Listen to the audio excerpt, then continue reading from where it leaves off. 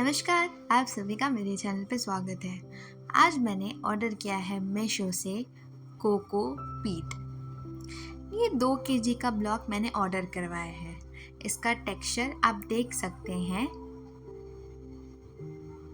कि ये बहुत ही कंप्रेस किया गया है। कोको पीट को कंप्रेस किया करना चाहता है क्योंकि एक शेप में आ सके।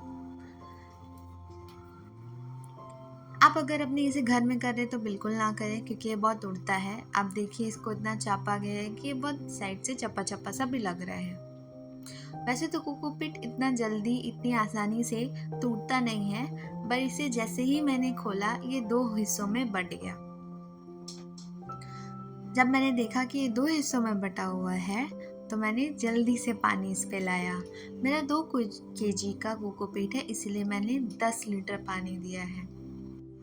यह 5 गुना बढ़ता है पानी में, इसीलिए मैंने हर 1 केजी के हिसाब से 5 लीटर पानी दिया है। मेरा 2 केजी का कोकोपीट है, इसीलिए मैंने इसे 10 लीटर का पानी दिया है। पानी देने के बाद ये कितना मुलायम सा हो गया है। ये जितना पहले कंप्रेस करने की वजह से हार्ड हो गया था, अब ये उतना ही सॉफ्ट हो चुका है। आप शुरुआती दौर में कम कोकोपीट का इस्तेमाल करें। मैंने अब इसमें और पानी मिला दिया है क्योंकि इसे पानी की आवश्यकता है और ये धीरे धीरे बढ़ता रहेगा। जब ये पूरी तरह से पानी में फैले, आप अगर बड़ा हिस्सा उसको तोड़ दें, तोड़ कर इसे पानी में मिलाते रहें ताकि हर एक हिस्सा कोकोपीट का पानी से मिल जाए। मैंने हर एक हिस्से को अच्छी तरह से तोड़ दिया है। और जब आप कोकोपीट मिलाएं और सस्ता ख़रीदें, आप अपने हाथों का ज़रूर ध्यान दें क्योंकि इसमें से कुछ चीज़ें निकल सकती है जो आपको चोट पहुंचा सकती है। मेरे कोकोपीट से मिला है कुछ रस्सी तरह का, इसलिए आप बहुत हल्के हल्के हाथों करें ताकि आपको हाथ में चोट भी ना पहुंचे।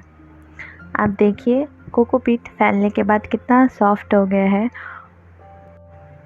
और ये पेड़ पौधों के लिए कितना ज़रूरी है। मिट्टी के साथ इसको मिलाने से बहुत ही फ़ायदे मिलते हैं। आपका पौधा बहुत ही अच्छे से फलता फूलता है। करते वक्त अपना सफाई का ज़रूर ध्यान रखें, इसे गंदा ना करें। अपनी काम जितनी सफाई से हो सकता है उतनी सफाई से करें आप। और मेरे से जितना प्रयास हुआ मैंने उतना ही कोकोपीट को फैलाया है।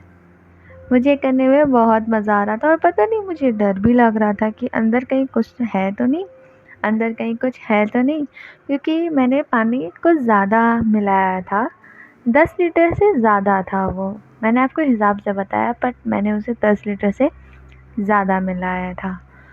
तो जब पानी थोड़ा ज़्यादा होने की वजह से नीचे वाला हिस्सा जो था पानी से भरा हुआ था, नीचे में पानी था क्योंकि कोकोपीट हल्का होके ऊपर आ गया था।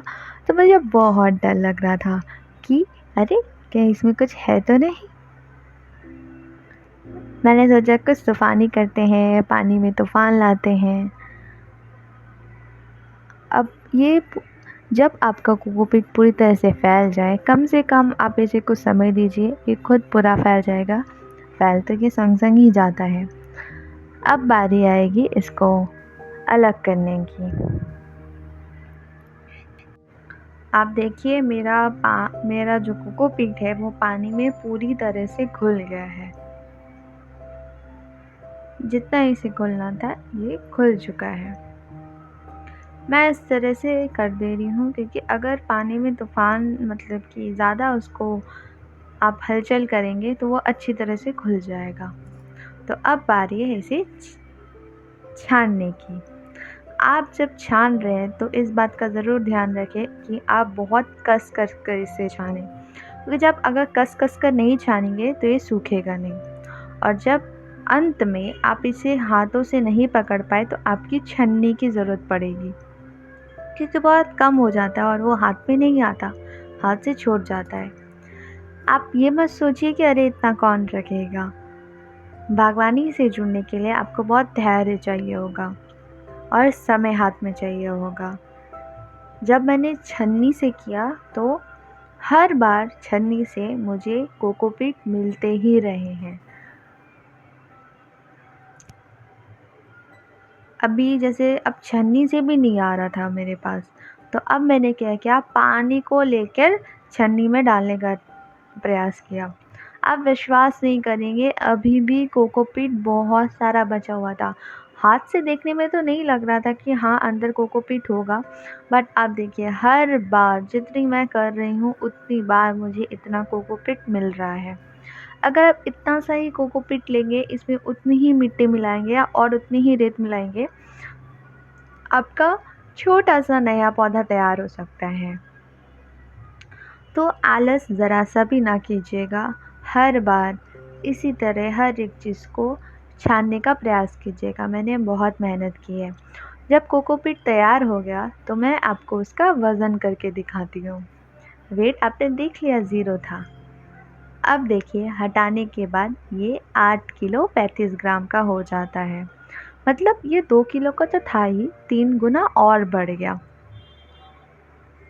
मतलब कोकोपीट 3 गुना और बढ़ जाता है।